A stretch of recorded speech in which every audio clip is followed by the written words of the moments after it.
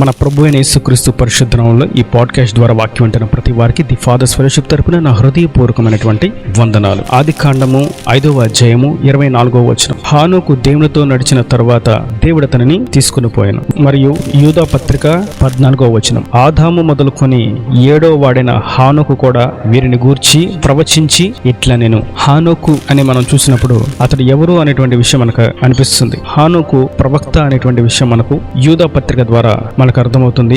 ఈ హానోకు రాసిన పుస్తకమే బుక్ ఆఫ్ ఎనోష్, హానోకు రాసినటువంటి పుస్తకం. అయితే హానోకు ప్రవక్తగా మారాడు. ఎలాగ మారాడు అంటే మొట్టమొదట బైబిల్ గ్రంథంలో ప్రవక్త అని పిలువబడింది హానోకే. ఎందుకని హానోకు మొట్టమొదట ప్రవక్త అని పిలువబడ్డాడు? ఎందుకని అతను దేవుని చేత ప్రవక్తగా ఎంచబడ్డాడు? అంత్య దినముల్లో ఉండేటువంటి జాతులను గూర్చి ఇటువంటి వారు వస్తారు, దుష్టులు వస్తారు, దుర్మార్గులు కలిగి ఉంటారు, వ్యభిచారులు ఉంటారు అని కొన్ని కఠినమైనటువంటి మాటలను స్పష్టంగా రాసి ఉంచాడు. విషయాలన్నీ హానోకుకి ఎవరు చెప్పారు? భక్తిహీనులు ఉంటారు, అన్యాయపు తీర్పులు తీరుస్తారు, పరిశుద్ధులను సైతం వీళ్ళు దూషిస్తారు, కఠినంగా మాట్లాడే మాటలకు వీరు వత్తాసు పలుకుతారు, వారితో వీరు ఏకీభవిస్తారు. ఈ విషయాలన్నీ హానోకు ఎలా తెలుసు అంటే ప్రభువు ద్వారా హానోకు సమస్తమును తెలుసుకోగలిగాడు. ఎందుకని అనంటే హానోకుని గురించి మనం చూస్తాం బైబిల్ గ్రంథంలో ఉన్నటువంటి ఒక స్పష్టమైనటువంటి వివరణను. అది మనం చూసాం ఆదికాండం 5వ అధ్యాయం 24వ వచనంలో. హానోకు దేవునితో నడిచెను. హానోకు దేవుడితో నడుస్తూ ఉన్నాడు గనక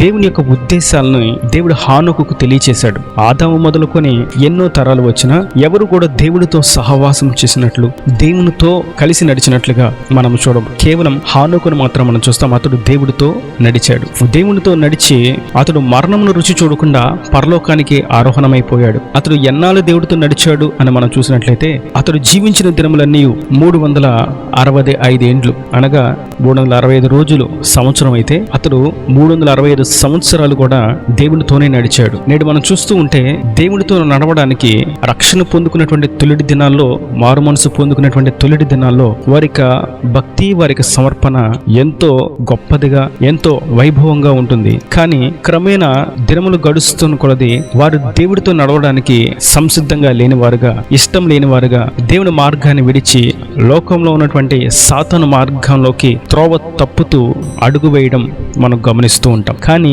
హానోకు అలా కాదు. అతడు దేవుని ఎరిగిన నాటి నుండి తన తుది దినం వరకు, ఆఖరి రోజు వరకు కూడా దేవునితోనే నడిచాడు. అందుకే దేవుడు అనేకమైనటువంటి విషయాలను తెలియచేశాడు. ఎందుకని తెలియచేశాడంటే దేవునితో అతను నడుస్తున్నాడు గనక. దేవుని యొక్క ఉద్దేశం ఏమైందో, దేవుడికి ఎలా చేస్తే దేవుడికి నచ్చిద్దో, ఏం చేస్తే ఆయనకు ఇష్టంగా ఉంటామో, ఆయనకు ఉద్దేశం ఏంటో, ఆయన యొక్క కట్టడలు ఏంటి, ఆయన యొక్క ఆజ్ఞలు ఏంటి, ఆయనకు నచ్చే క్రియలు ఏమిటి అనేటువంటి విషయాన్ని తెలుసుకొని అలాగా చేస్తూ ఉన్నాడు కనుక హానోకు దేవుడితో నడవగలిగాడు.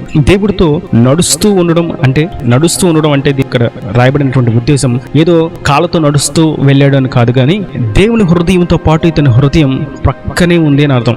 దేవుని యొక్క ఉద్దేశాన్ని, ప్రణాళిక నెరవేర్చడానికి ఎప్పుడు ఆయన సన్నిధిలోనే నిలిచి ఉన్నాడు, సంసిద్ధుడై ఉన్నాడు అని దాని అర్థం. ఇద్దరు మనుషులు కలిసి నడుస్తూ ఉన్నప్పుడు అది స్నేహబంధమే గాని, బంధుత్వమే గాని, భార్యాభర్తల అనుబంధమే గాని, ఏ యొక్క బంధంలో అయినా ఇద్దరు ఉన్నప్పుడు వారి యొక్క విషయాలను వారితో ఉన్న వారితో పంచుకుంటారు. అందరితో పంచుకోరు. వారితో ఉన్నటువంటి ఆ వ్యక్తితో మాత్రమే వాటిని పంచుకుంటారు. దాని అర్థం ఆ పంచుకోవాలి అనేటువంటి ఆశతో ఉన్నటువంటి వ్యక్తితో ఎప్పుడు ప్రక్కనే ఉండేది ఈ వ్యక్తి కనుక అన్ని వారు తేటగా పంచుకుంటారు. ఇది నడవడంలో ఉన్నటువంటి ఒక గొప్ప అనుభూతి. మనం ఒక స్నేహితురాలను కలిగి ఉన్నప్పుడు మన విషయాన్ని వాళ్ళతో పంచుకోవడానికి, లేదా వారి యొక్క విషయాలు మనతో పంచుకోవడానికి ఎప్పుడు ఇష్టపూర్వకంగానే ఉంటారు. ప్రభువు కూడా తనను గూర్చి, జరగబో విషయాలను గూర్చి పంచుకోవాలని ఎంతో మందిని చూస్తూ ఉన్నాడు. ఆదాము నుంచి అనేకులు వస్తూ ఉన్నారు, చూస్తూ ఉన్నాడు. కానీ హానోకు మాత్రమే దేవునితో నడిచాడు కనుక హానోకుతో దేవుడు సమస్తం పంచుకున్నాడు. ఇక్కడ మనం చూస్తాం హానోకు యొక్క ముఖ్య లక్షణం దేవునితోనే తను కలిసి జీవించాడు, సహజీవనం చేశాడు.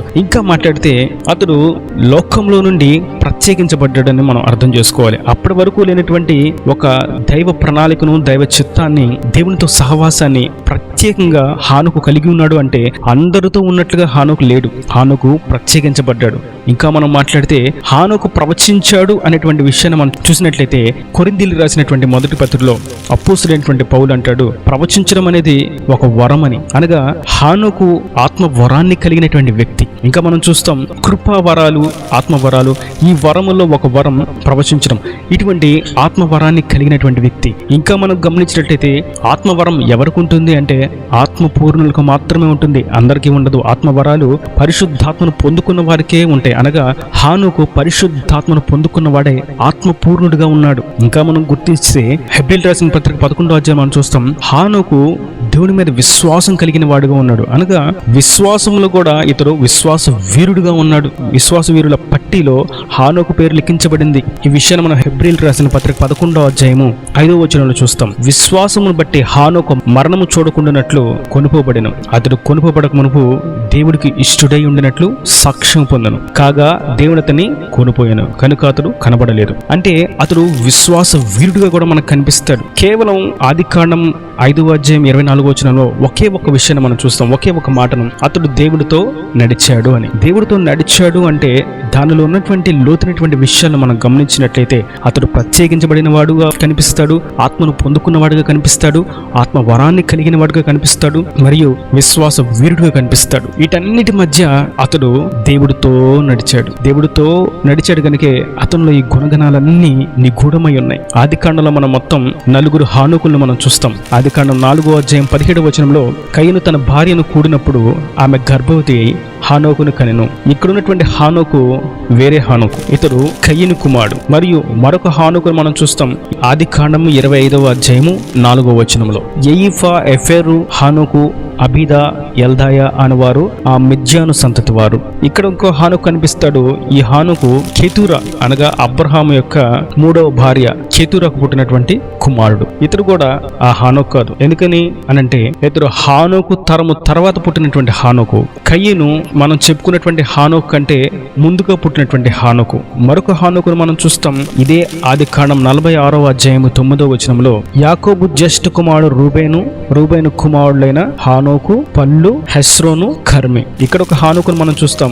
ఈ హానోకు యాకోబు యొక్క జ్యేష్ఠ కుమారుడు అయినటువంటి రూబేనుకు పుట్టినటువంటి కుమారుడు హానోకు. వీరందరి హానోకులో దేవుడు ప్రవక్త అని యూదా పత్రికలో గైకొన్నటువంటి వ్యక్తి 5వ అధ్యాయము 24వ వచనంలో కనిపించేటువంటి హానోకు. ఈ హానోకే మనకి నేడు ఒక మాదిరికరమైనటువంటి వ్యక్తిగా దేవుడు మన ఎదుట నిలబెట్టాడు. హానోకు దేవుడితో నడిచాడు. దానికి ముందు కయీనుకు పుట్టినటువంటి హానోకును గురించి వ్రాయబడలేదు. అతని తర్వాత అబ్రహాము కుమారుడుగా ఉన్నటువంటి హానోకును గురించి వ్రాయబడలేదు. ఆ తర్వాత అబ్రహాము కుమారుడు యొక్క కుమారుడైనటువంటి యాకోబు కుమారుడు యొక్క కుమారుడైనటువంటి హానోకును గురించి వ్రాయబడలేదు. కేవలం ఏరేదు అనేటువంటి వ్యక్తి కుమారుడే హానోకు.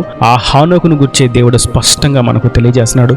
ఈ హానోకు అనేటువంటి పుస్తకాన్ని రాసినవాడు, అంత్య దినముల్లో జరిగేటువంటి విషయాల గురించి ప్రవచించినవాడు. ఇతను గూర్చే దేవుడు సాక్ష్యం ఇచ్చాడు. ఇతడు ప్రవక్త అని. ఇతను గూర్చే దేవుడు సాక్ష్యం ఇచ్చాడు, నాకు ఇష్టమైనటువంటి వ్యక్తి అని. ఇతను గూర్చే వ్రాయబడింది ఇతడు విశ్వాస వీరుడు అని. కనుక నేటి వాక్యం అంటే మీతోనూ అందరితో ప్రభు సెలవిస్తున్నాడు. మనము కూడా దేవుని చేత ప్రత్యేకమైనటువంటి సాక్ష్యాన్ని కలిగి జీవించాలి అంటే మొట్టమొదట మనం లోకంలో నుండి ప్రత్యేకించబడిన వారంగా ఉండాలి. అనగా ఆయన రక్తంలో కడగబడి లోకంలోంచి మనం ప్రత్యేకించబడి దేవునికి ప్రతిష్ఠితులుగా మనం మార్చబడాలి. మరియు దేవునికి పరిశుద్ధాత్మతో నింపబడాలి. మరియు పరిశుద్ధాత్మ యొక్క వరములను కలిగి ఉండాలి. మరియు విశ్వాసపూర్ణంగా మనము సాగిపోవాలి. మరియు వీటన్నిటి మధ్య మనం దేవునితోనే నడవాలి. ఇది కేవలం పరిశుద్ధాత్మ యొక్క ఉన్నతమైనటువంటి క్రియ.